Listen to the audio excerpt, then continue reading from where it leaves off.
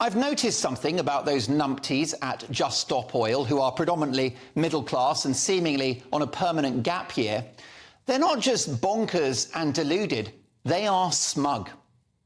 Did you see the arrogant look on the face of that woman who stormed into ex-Chancellor George Osborne's wedding, invading what should have been their special day? She just wants to get across her deranged political message. But you'll see here, there's Osborne with his beautiful, lovely partner. They're about to get attacked. And let's just see this woman as she dances around, OK, in a pretend wedding outfit and a Union Jack. How ironic, these people aren't patriotic. Look at that smug smile. So confident she's on the right side of history. So holier than thou. Well, I'd like to give her holy hell. Because whether or not you like George Osborne, he's been out of politics for years now, and this was a private occasion, one which belonged to him, his beautiful new wife, and his friends and family. It did not belong to this bourgeois bulldozer whose unbending ideology will have you believe that the planet will have burnt down by next Tuesday. In the end, we have a right to protest, and that is precious. But it's got to be peaceful and within the law. It's my view this wedding couple were assaulted. But the police couldn't care less, it seems. Don't forget they asked M25 protesters glued to the tarmac whether they were OK or wanted a drink or a sandwich.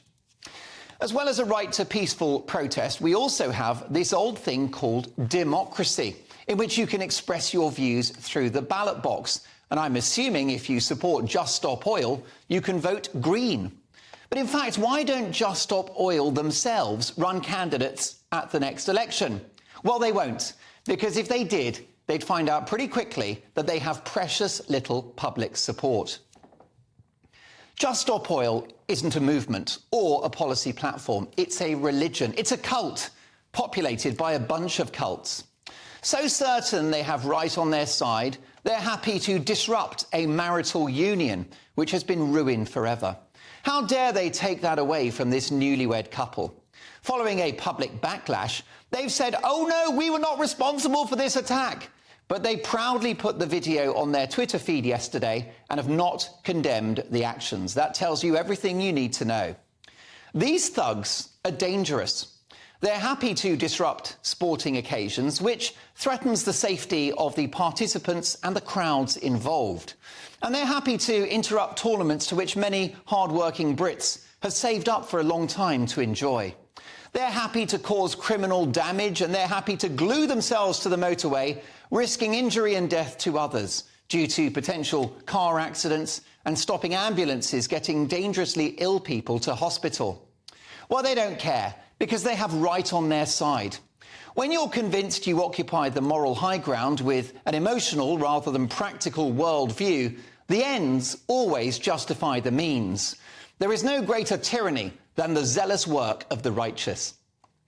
This is a religious war, one that they must not win. Because what do they want? Well, they want to bankrupt the country by ending the use of fossil fuels immediately, which would kill our industry and bring about an eye-watering explosion in energy prices. They clearly want us to give up our cars and give up our foreign holidays. They want us shivering in our homes every winter. They want us to have a carbon allowance, which means that if you exceed your monthly units, you'll have to wait till the next calendar month before switching on the kettle to make a cup of tea. How far will they go? Why not get rid of the fashion industry and have us dressed in a collective uniform? Why not force all of us to go plant-based? And perhaps they'd like to take control of our bank accounts so that our expenditure is not focused on goods which raise emissions. Can you tell what this is yet? Does it sound familiar? It is communism 2.0, climate communism. Communism, by the way, a dangerous ideology that we thought we'd seen the back of last century. Well, folks, it is back like a bad case of chlamydia. And it's in the snake oil guise of saving the environment. Now, I'm all for cleaning up the planet and getting those emissions down, but this is not the way to do it.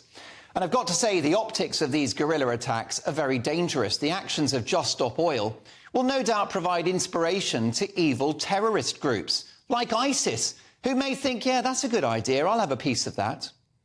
Why can't Just Stop Oil go to China and campaign against their emissions, which dwarf ours by an order of magnitude. I'll personally pay for their plane ticket to Beijing, and I'll watch with interest how they are received by the Chinese authorities on Tiananmen Square. These middle-class numpties have been getting away with their undemocratic and illegal actions for too long. All they've got on their side is hot air. Storming a private wedding was a new low. It's time to say, enough is enough. It's time to stop. Just stop oil.